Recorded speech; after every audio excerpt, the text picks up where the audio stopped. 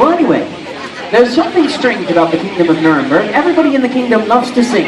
Everybody from the princesses, His Royal Highness, the knights, the burghers, and even the animals and shepherdess in the forest love to sing. They all love singing so much that every year on Midsummer's Day, a contest is held. The winner of this contest receives a phenomenal prize. Sometimes gold and jewels. One time it was a statue made of cheese. But 2 days before the contest, it has become a tradition that the king and his royal army march out to the center of the pavilion and announce what this year's prize is going to be. For that is where our story begins. Once upon a time in the kingdom of Nuremberg, the head knight held the horn up to his lips, and he gave it a great blast.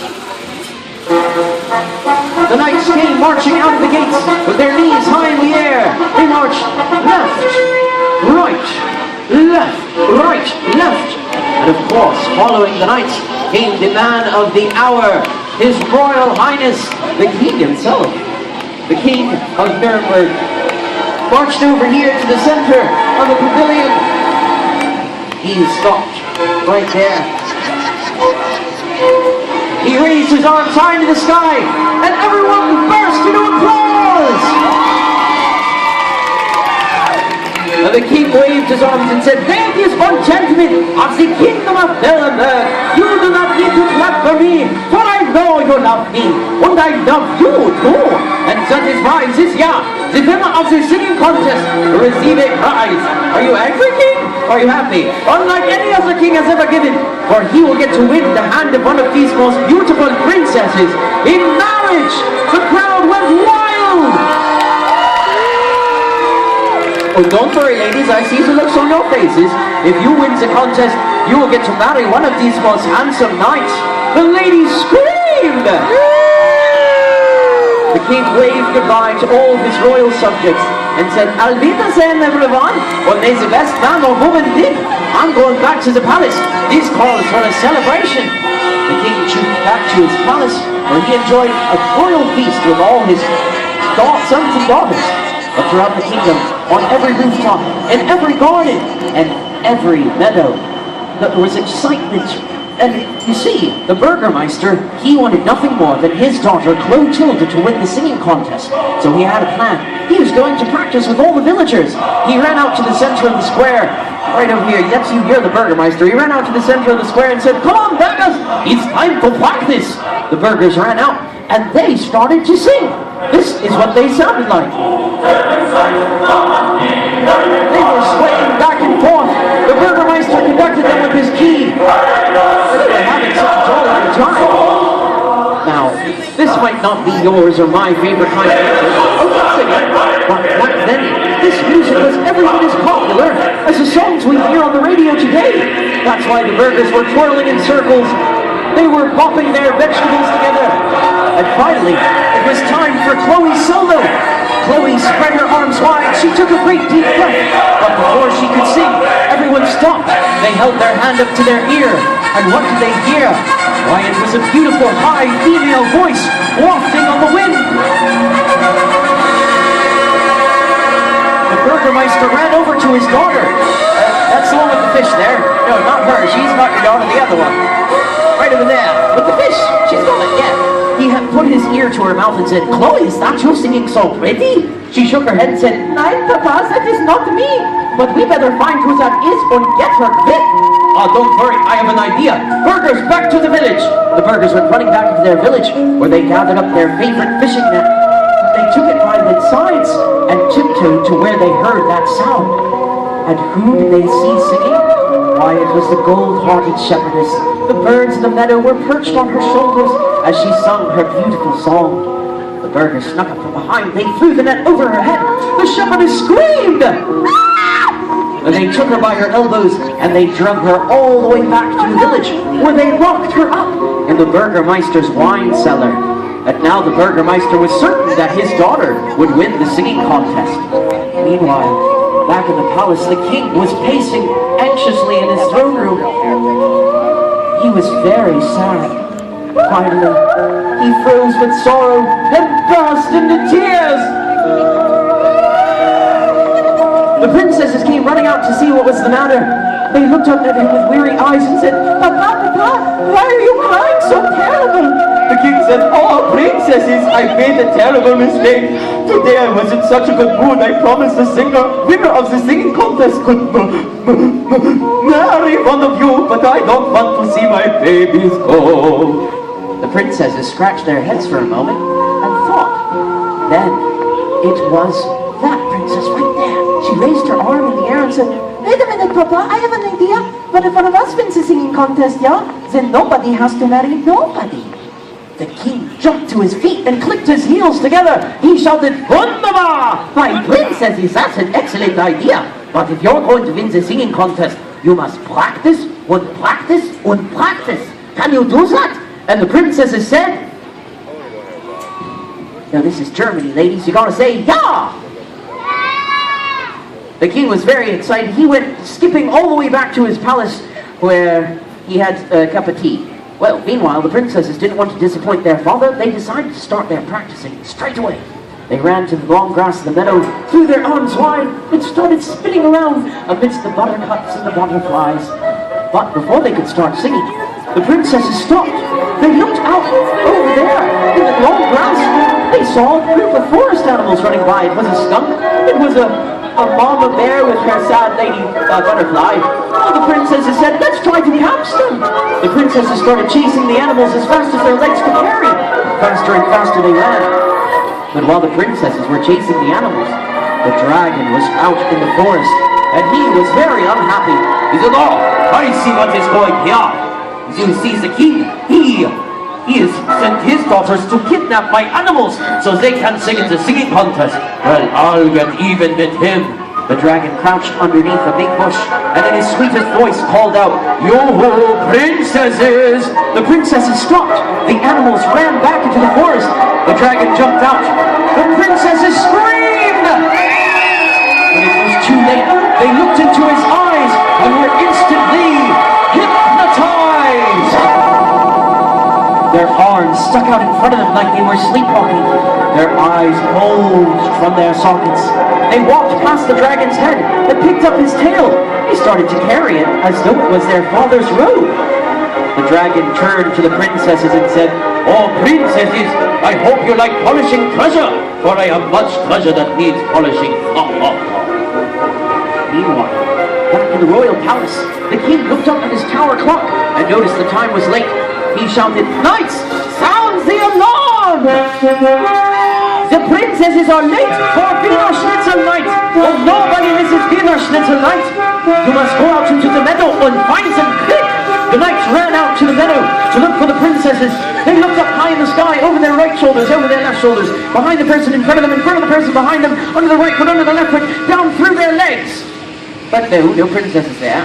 They ran back to the king and said, "Your Highness, we have looked everywhere, but there are no princesses nowhere." The king scratched his chin and thought. He took one step forward and cried, "Aha! I know what has happened. You see that shifty burgermeister over there in the bed with his cheesy smile and his silly face? Well, I'll bet you anything that he heard my princesses singing and he got jealous and kidnapped them so his daughter could win the contest. Well, we'll get even with him. At 6 o'clock, you must go out into the meadow, for Chloe will be practicing, or you must capture her and bring her back to me. Can you do that?"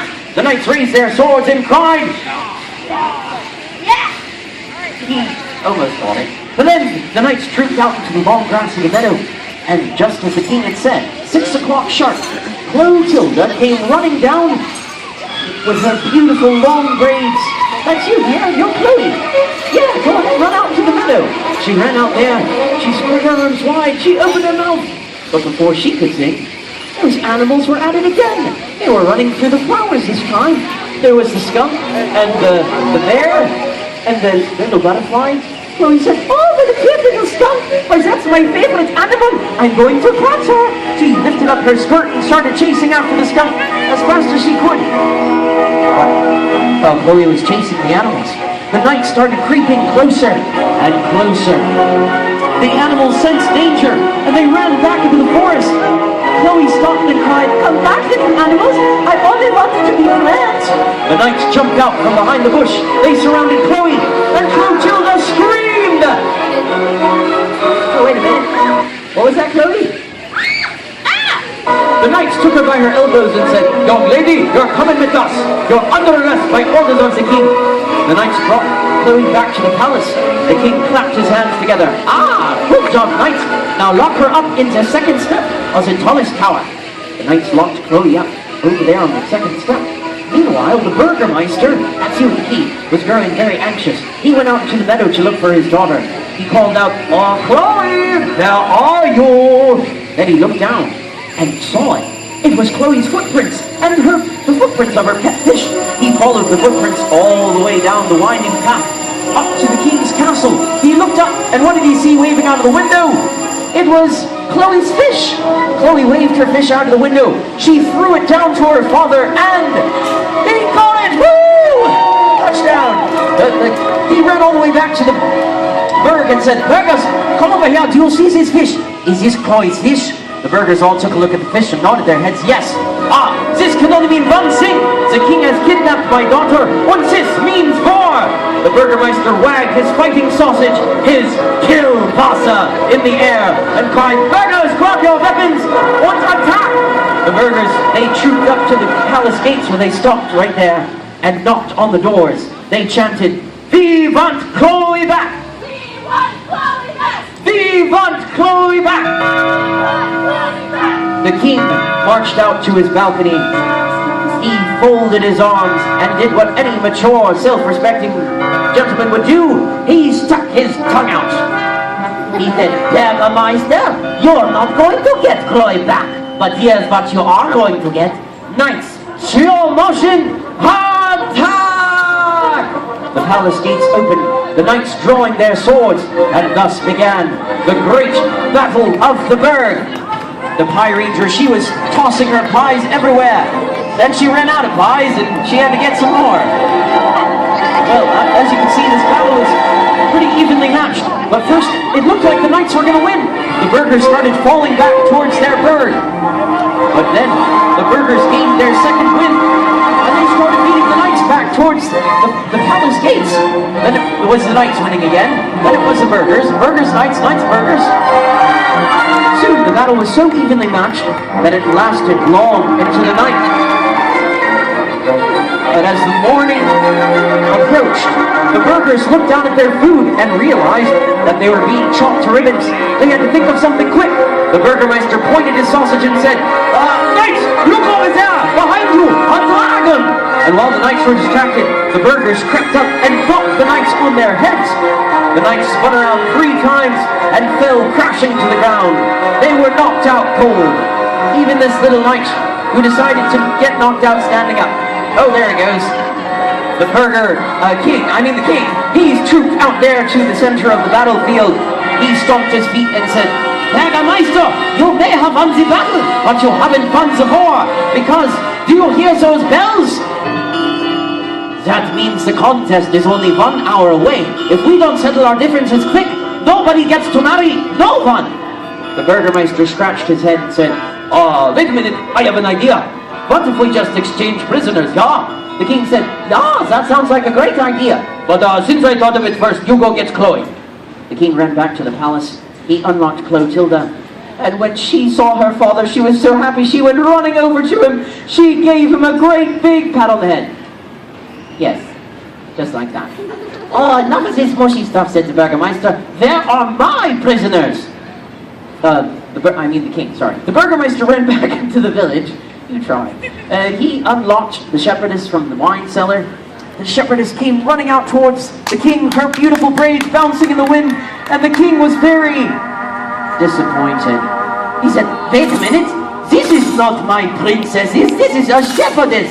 Where are my princesses?" The Burgers shrugged their shoulders and said, "We don't have them." "Then if you don't, who does?" The ground beneath their feet began to tremble and quake. It happened, the largest earthquake in Nuremberg history. The knights bounced up to their feet. Everybody jiggled like jello all the way over to that side of the kingdom. There was a loud and mighty roar. And when everybody saw that ugly dragon, they screamed! Except for the king, of course. He wasn't afraid of no dragons. He marched right past that broccoli, all the way up to the dragon, who poked him in his chest and said, "Hey, dragon! Looks like you got my princess's cow in your tail. What is the meaning of this?" The dragon bowed politely to the king and said, "Your Highness, you see, it is like this. For 400 years, however, they ruled that dragons could not sing in the singing contest. And I happen to be one dragon who loves to sing. So, if you change that rule, I will unhypnotize your princesses. Do we have a deal?" The king thought a moment and said, "Fine, dragon, we've got a deal.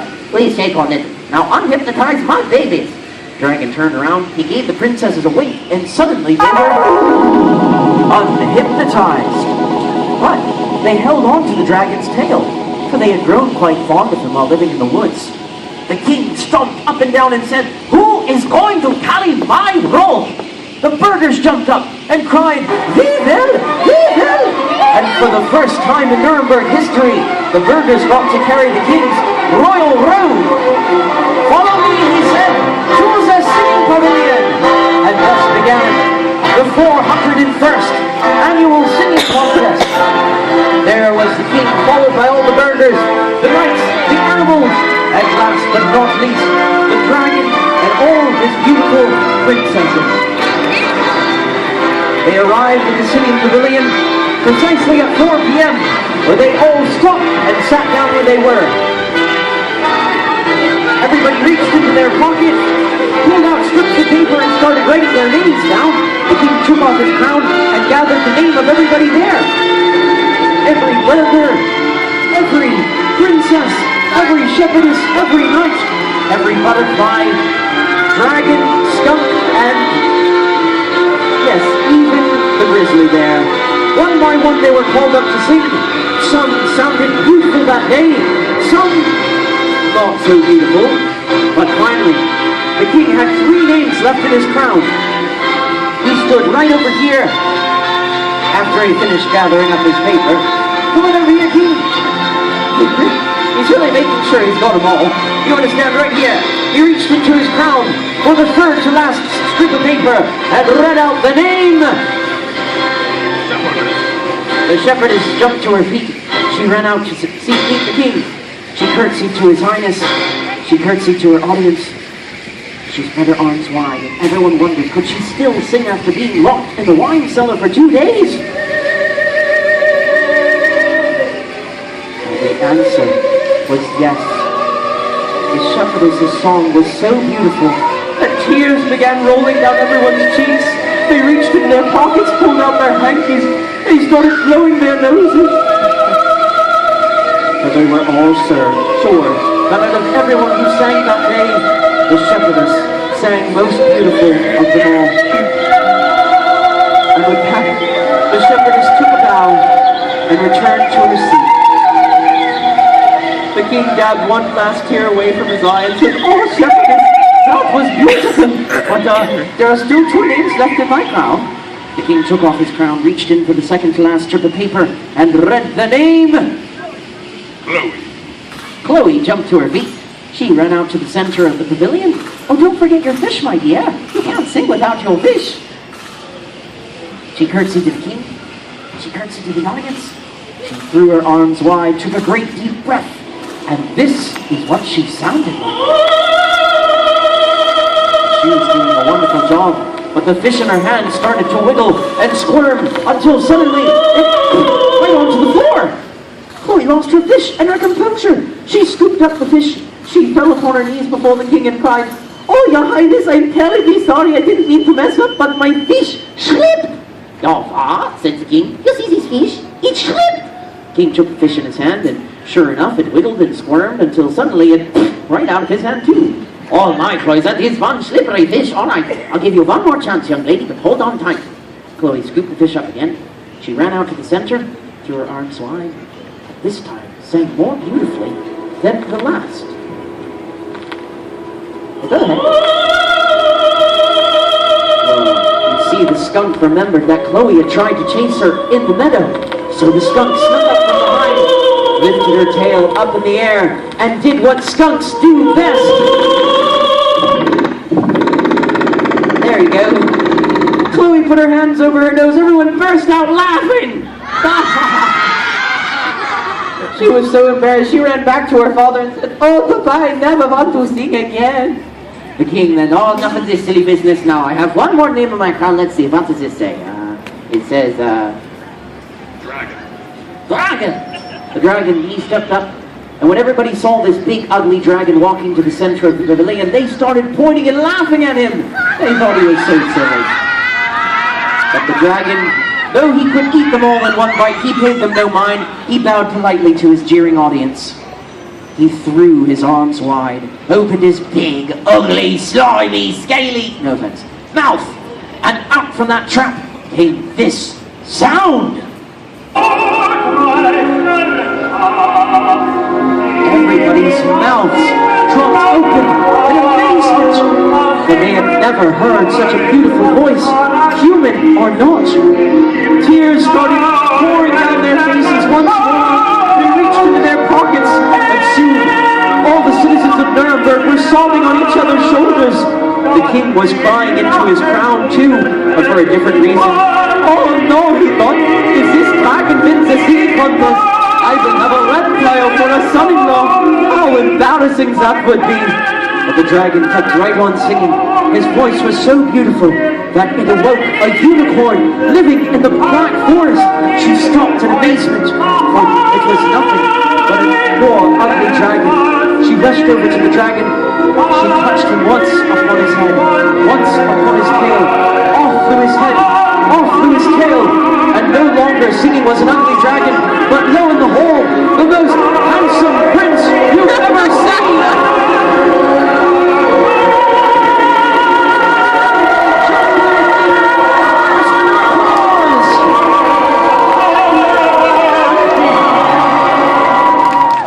The dragon, he took a bow, and the king said, "All right, everyone, don't get so excited, don't get so excited. I still have to reach into my crown for the winner. Everybody sit down. You too, dragon." Everybody returned to their seats. The king reached into his crown for that fateful strip of paper. He unraveled it, and his jaw dropped to the floor.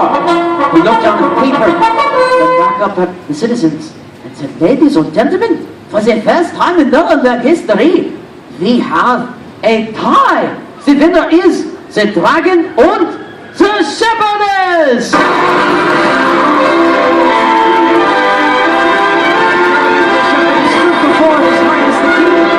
The king said, "All right, dragon, you're a lucky boy. You get to pick out which one of these beautiful princesses you want to marry." The princesses stood up and tried to look as beautiful as possible. They fluffed up their hair. They smoothed out their dresses. But the dragon had a hard time. He could see that they were all very beautiful. But finally, the dragon's eyes met the eyes of that princess he knew would be his forever. He ran over, lifted her up, and said, "I choose this one!"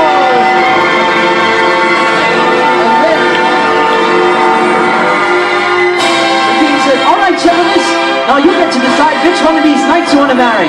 The knights jumped up. They all puffed up their chests and tried to look as handsome as they could. But the shepherdess knew which knight she loved the best. She ran over, grabbed him by the hand, and said, "I choose this one! Yeah, he's so handsome!" And so the shepherdess and the knight, the dragon and the princess stood before the king, who raised his hands high in the air and married the two couples that self-same hour. And they all lived happily ever after.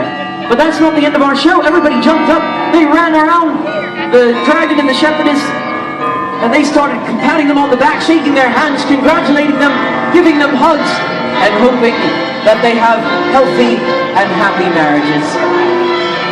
And finally, at the end of their celebration, they all ran to the center of the kingdom of Nuremberg, threw their arms to the sky, and let out the loudest cheer you've ever heard! And they did the strangest thing of all. They turned to face their audience and took a bow to thunderous applause. And keep bowing, everybody. They're still clapping for you.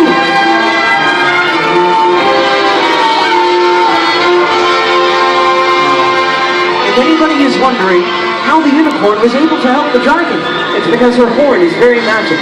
And it stands for the power of truth. For you see, the dragon had a song in his heart, something beautiful and special he wanted to share with everyone.